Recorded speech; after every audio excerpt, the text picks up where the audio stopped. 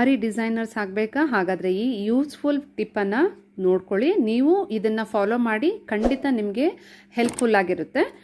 ಈಗ ನೀವು ನೋಡ್ತಾ ಇರೋವಂಥದ್ದು ಒಂದು ಡಿಸೈನನ್ನು. ಈ ಬುಟ್ಟಾಸ್ ಯಾವಾಗಲೂ ಹಾಕುವಾಗ ನಾವು ಒಂದು ಇವಾಗ ಜರಿ ಲೈನ್ ಹಾಕಿದ್ದೀನಿ ಅಂದ್ಕೊಳ್ಳಿ. ಇಲ್ಲಿಂದ ನಾವು ಥ್ರೆಡ್ಡು ಇಲ್ಲಿಗೆ ತೊಗೊಂಡಿರ್ತೀವಿ. ಪ್ರತಿ ಬಾರಿನೂ ಇಲ್ಲಿಂದ ನಾವು ಈ ಕಡೆಗೆ ಬಂದಾಗ ಸ್ಟಾರ್ಟಿಂಗ್ ಸ್ಟಿಚ್ ಕೊಡಬೇಕು. ಕಂಪ್ಲೀಟ್ ಆದಮೇಲೆ ಎಂಡ್ ನಾಟ್ ಹಾಕಬೇಕು. ಇದು ಇಲ್ಲಿಂದ ಮತ್ತೆ ನಾವು ಇಲ್ಲಿಗೆ ಹೋದಾಗ ಸ್ಟಾರ್ಟಿಂಗ್ ಸ್ಟಿಚ್ಚು, ಎಂಡ್ ನಾಟ್, ಇದು ಕಂಪಲ್ಸರಿ ಫಾಲೋ ಮಾಡ್ತಾ ಬರಬೇಕು. ತುಂಬ ಜನ ಏನು ಮಾಡ್ತೀರಾ, ಸ್ಟಾರ್ಟಿಂಗ್ ಸ್ಟಿಚ್ ಬದಲು ಗಂಟು ಹಾಕೋದು, ಅಂದರೆ ದಾರಕ್ಕೆ ಅಥವಾ ಈ ಜರಿಗಳಿಗೆ ಗಂಟು ಹಾಕ್ಬಿಟ್ಟು ಪ್ರಾಕ್ಟೀಸ್ ಮಾಡ್ತಾ ಇರ್ತಾರೆ. ಆ ರೀತಿ ಮಾಡುವಾಗ ನೀವು ಇಲ್ಲಿ ಮಾತ್ರ ಗಂಟು ಹಾಕ್ಬಿಟ್ಟು ಸ್ಟಾರ್ಟ್ ಮಾಡಿರ್ತೀರ, ಎಂಡ್ ನಾಟ್ ಹಾಕಿರ್ತೀರ. ಆದರೆ ನೆಕ್ಸ್ಟ್ ಹೋಗುವಾಗ ಇಲ್ಲಿ ಮತ್ತೆ ನೀವು ಗಂಟು ಹಾಕೋದಿಲ್ಲ ಅಲ್ವಾ? ಹಾಗೆ ಏನು ಮಾಡ್ತೀರಾ, ವರ್ಕ್ ಮಾಡ್ಕೊಂಡು ಹೋಗ್ಬಿಡ್ತೀರಾ. ಇದರಿಂದ ಪ್ರಾಬ್ಲಮ್ ತುಂಬ ಇರುತ್ತೆ. ಯಾಕೆ ಅಂತಂದರೆ ಇದರ ರಿವರ್ಸ್ ಭಾಗದಲ್ಲಿ ಈ ರೀತಿ ದಾರಗಳು ಇಂಟರ್ಲಿಂಕ್ ಆಗಿ, ಅಂದರೆ ಒಂದರಿಂದ ಒಂದಕ್ಕೆ ಹೋಗಿರುತ್ತಲ್ವ ಸ್ನೇಹಿತರೆ.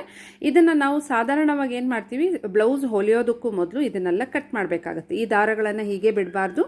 ಯಾಕೆ ಅಂತಂದರೆ ಈ ಸಿಲ್ಕ್ ಕ್ಲಾತು ಕೆಲವೊಂದು ತುಂಬ ತಿಕ್ಕಾಗಿರಲ್ಲ, ಥಿನ್ನಾಗಿರುತ್ತೆ, ಮತ್ತು ಒಂದು ಲೈನಿಂಗ್ ಕ್ಲಾತ್ ಇದ್ರ ಮೇಲ್ಗಡೆ ಇರುತ್ತೆ ಹೊರತು ಈ ದಾರಗಳನ್ನೆಲ್ಲ ಕವರ್ ಮಾಡೋದಿಲ್ಲ.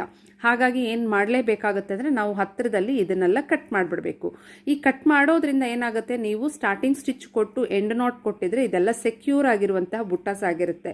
ಇಲ್ಲ ಅಂತಂದರೆ ನಿಮ್ಮ ಈ ಒಂದು ದಾರಗಳು ಬಿಟ್ಕೊಂಡು ಬರಬಹುದು. ಹಾಗಾಗಿನೇ ನೀವು ಈ ಒಂದು ಯೂಸ್ಫುಲ್ ಟಿಪ್ಪನ್ನು ಖಂಡಿತ ಫಾಲೋ ಮಾಡಿ. ಏನು ಅಂತಂದರೆ ಸ್ಟಾರ್ಟಿಂಗ್ ಸ್ಟಿಚ್ಚು ಕೊಡಿ, ಎಂಡ್ ನಾಟ್ ಕೊಡಿ. ಪ್ರತಿಯೊಂದು ಬುಟ್ಟ ಆದಮೇಲೆ ಇಲ್ಲಿಂದ ನೆಕ್ಸ್ಟ್ ಬುಟ್ಟಾಗಿ ಹೋದಾಗ ಮತ್ತೆ ನೀವೇನು ಮಾಡಬೇಕು, ಸ್ಟಾರ್ಟಿಂಗ್ ಸ್ಟಿಚ್ಚು, ಎಂಡ್ ನಾಟ್, ಅದೆಲ್ಲ ಕಂಪ್ಲೀಟಾಗಿ ಎಲ್ಲ ವರ್ಕ್ ಆದಮೇಲೆ ನೀವೇ ಏನು ಮಾಡಬೇಕಾಗತ್ತೆ, ಒಂದು ಸಣ್ಣ ಸಿಸರನ್ನು ತೊಗೊಂಡು ಈ ರೀತಿ ಕ್ಲೀನಾಗಿ ಕಟ್ ಮಾಡಿ ಈ ಎಕ್ಸಸ್ ದಾರಗಳನ್ನೆಲ್ಲ ತೆಗಿಬೇಕಾಗುತ್ತೆ. ಈ ರೀತಿ ಮಾಡೋದ್ರಿಂದ ನಿಮ್ಮ ಬ್ಲೌಸ್ ಡಿಸೈನು, ಅಂದರೆ ನೀವು ಕಂಪ್ಲೀಟಾಗಿ ಬ್ಲೌಸ್ ಎಲ್ಲ ಹೊಲ್ದಾದ್ಮೇಲೆ ಅದು ನೀಟಾಗಿರುತ್ತೆ.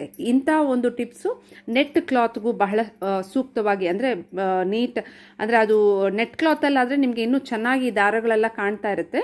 ಆದ್ದರಿಂದ ಈ ರೀತಿಯ ಒಂದು ಮೆಥಡನ್ನು ಅಥವಾ ಟಿಪ್ಸನ್ನು ಖಂಡಿತ ಫಾಲೋ ಮಾಡ್ತಾ ಇದ್ದರೆ ರೂಢಿ ಮಾಡ್ಕೊಂಬಿಡಿ. ಆಗ ನಿಮಗೆ ಬ್ಲೌಸ್ ಡಿಸೈನ್ಸು ತುಂಬ ಚೆನ್ನಾಗಿ ನೀಟಾಗಿರುತ್ತೆ ಸ್ನೇಹಿತರೆ.